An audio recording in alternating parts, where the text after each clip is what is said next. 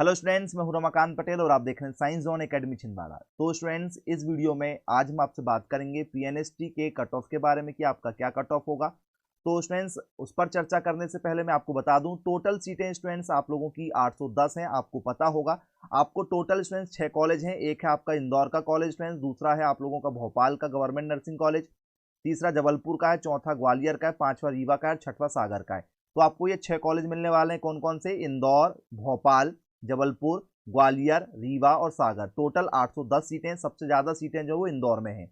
जिन लोगों की भी रैंक स्टूडेंट्स आपकी 500 से कम यदि होगी, ओवरऑल रैंक जिसे हम लोग कंसोलिडेटेड रैंक कहते हैं, यदि आपकी वो 500 से कम होगी और कैटेगरी रैंक यदि आपकी 50 से कम है, तो आप लोगों को इंदौर मिलने के चांसेस आसानी से बन जाएंगे।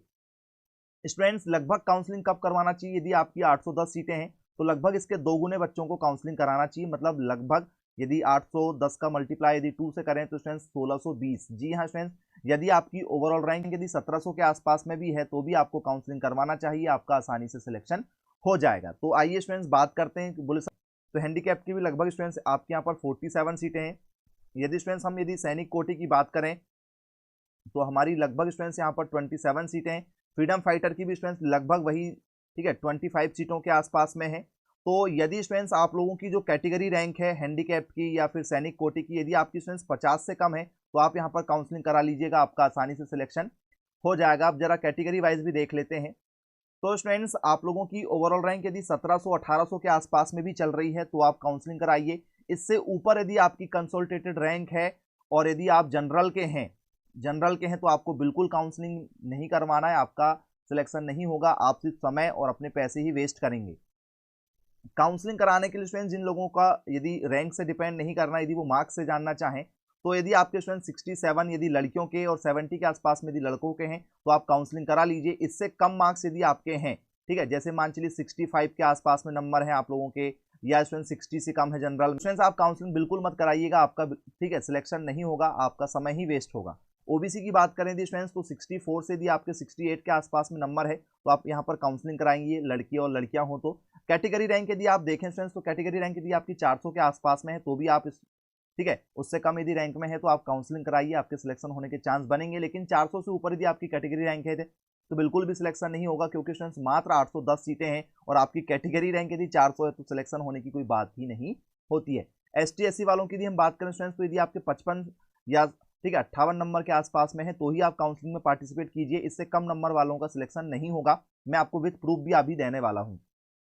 कैटेगरी रैंक वही है स्टूडेंट्स, लगभग 400 से कम यदि आपकी कैटेगरी रैंक है तो आप काउंसलिंग करवा लीजिए। हालांकि सिलेक्शन स्टूडेंट्स 300 या 250 कैटेगरी रैंक वालों का ही होगा। ईडब्ल्यूएस की यदि हम बात करें स्टूडेंट्स तो आपके 62 से यदि 65 नंबर के आसपास में यदि है तो आप काउंसलिंग कराइए, या तो फिर आपकी जो कैटेगरी रैंक है ईडब्ल्यूएस की वो 400 से कम होना चाहिए। क्योंकि स्टूडेंट्स मात्र जो है कैटेगरी वाइज यदि चलेंगे स्टूडेंट्स तो लगभग 100 सीटें कैटेगरी रैंक में है और हमने स्टूडेंट्स उसका लगभग 4 गुना लेकर रखें कि भैया चलो 4 गुना वाले कैटेगरी रैंक वाले भी, ठीक है, यहाँ पर काउंसलिंग करा लीजिए। तो स्टूडेंट्स ये थी जानकारी। अब आते जरा ऑफिशियल, ठीक है, रिजल्ट के साथ में। तो स्टूडेंट्स यहाँ पर साफ साफ ये कहा गया कि यदि आप जनरल के बच्चे हैं, यदि आप जनरल के बच्चे हैं, ये ऑफिशियल, ठीक है, रूल बुक का बता रहा हूँ मैं आपको, 810 सीटों के लिए उसमें कहा गया कि यदि आप जनरल के बच्चे हैं तो 45% स्टूडेंट्स आपका, ठीक है, क्वालिफिकेशन मार्क्स रखा जाएगा। 45% मतलब आपका 150 नंबर का पेपर हुआ है, उसका 45% निकाल लो तो 150 45% परसेंट का कितना लगता है स्टूडेंट्स? बोले सर 100 लगता है। एक जीरो से एक जीरो कटेगा, यहाँ से फिर 5 से कट रहा है, 5 9 45, 5 कितना होगा, 5 दूनी 10 हो गया, फिर ये कट रहा तो लगभग बोले 67 पॉइंट के आएगा, 5 आएगा।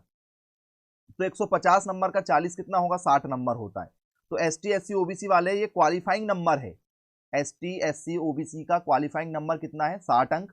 और जनरल वालों का क्वालिफाइंग नंबर है 67। हालांकि इतने नंबर आप लोगों ने लाए ही नहीं है, ठीक है, तो नहीं लाए तो क्या होगा, तो थोड़ा सा ये जो कट ऑफ है वो कम मान के चलो। ये उसने कहा था कि भैया हम सिर्फ इतने ही वालों को लेंगे, लेकिन इस बार नंबर आपके कम आए हैं।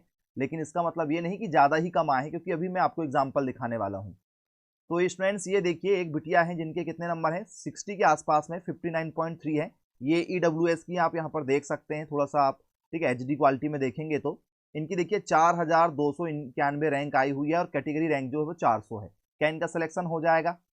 तो इनका सिलेक्शन स्टूडेंट्स कैटेगरी तरफ से और ना ही इधर से कहीं से भी इनका सिलेक्शन नहीं होगा, लेकिन फिर भी यदि काउंसलिंग कराना है तो काउंसलिंग करा के देख लीजिए, कोई भी मतलब नहीं लेकिन काउंसलिंग कराने का, ठीक है, क्योंकि जो रैंक है वो बहुत ज्यादा है और सीट मात्र 810 है बच्चों, मात्र 810 सीटों के लिए, ठीक है। आप समझदार हैं क्योंकि आपकी ओवरऑल रैंक यदि इसके आसपास में तो काउंसलिंग कराना बनता था। इसके बाद में स्टूडेंट्स देखिए 51 मार्क्स हैं, ठीक है, यहाँ पर 51 मार्क्स आए हुए हैं। इसके बाद में स्टूडेंट्स नॉर्मलाइजेशन में फाइनल मार्क्स जो है वो 53 हो गए हैं। इनकी 10,300, ठीक है, 84 रैंक है, 10,384 रैंक है, ये ओबीसी के हैं। 51 मार्क्स 53 मार्क्स में ये ओबीसी में 10,000 रैंक ला रहे हैं, इनका भी सिलेक्शन नहीं होगा, कोई मतलब नहीं काउंसलिंग कराने से। अब स्टूडेंट्स एक बच्चे हैं जिनके 64 मार्क्स हैं, इनकी क्या है 1602 रैंक है और कैटेगरी रैंक जो है वो 904 है, ये भी ओबीसी के हैं। 1602 रैंक है, काउंसलिंग कराना बनता है, काउंसलिंग करा सकते हैं, चांस ठीक है कम है लेकिन फिर भी आप काउंसलिंग करवा सकते हैं। ये काउंसलिंग कर ऐसे बच्चे यदि काउंसलिंग कराएंगे तो ठीक है बनेगा कि भाई आप काउंसलिंग करा सकते हैं। चलिए इसके बाद में स्टूडेंट्स, इसके बाद में 65.59 नंबर है, इनकी जो रैंक स्टूडेंट्स वो है 1814 रैंक है। ये स्टूडेंट्स आपके जनरल कैटेगरी के, क्या इन्हें काउंसलिंग करवाना चाहिए? बिल्कुल जी हाँ, मैं बोलूंगा यस, हाँ इनको काउंसलिंग करवाना चाहिए, सिलेक्शन होने के चांस बन सकते हैं। क्वालिफाइंग नंबर तो मैंने आपको पहले ही बता दिया, जनरल का जो क्वालिफाइंग नंबर दिया गया था वो मैंने आपके सामने रख चुका हूं, तो वो साफ साफ यहां पर बात है। एसटी एससी ओबीसी यदि आप 60 प्लस हैं तो आप बिल्कुल काउंसलिंग कराइए, और यदि ये जनरल वाले यदि 67.5 में है तो आप बिल्कुल काउंसलिंग कराइए, आप लोगों के सिलेक्शन कोई नहीं रोक सकता, आसानी से आपका सिलेक्शन हो जाएगा। तो स्टूडेंट्स नेक्स्ट वीडियो में हम बात करेंगे आप लोगों से कॉलेज और साथ में हॉस्टल फीस टोटल कितना चार्ज लगेगा, ये सभी जानकारी के साथ में नेक्स्ट वीडियो में मिलेंगे। पहली बार यदि आप हमारे चैनल पर आए हैं तो चैनल को सब्सक्राइब कर लीजिएगा, बेल आइकन को प्रेस करना ना भूलें। Bye bye, take care, all the best.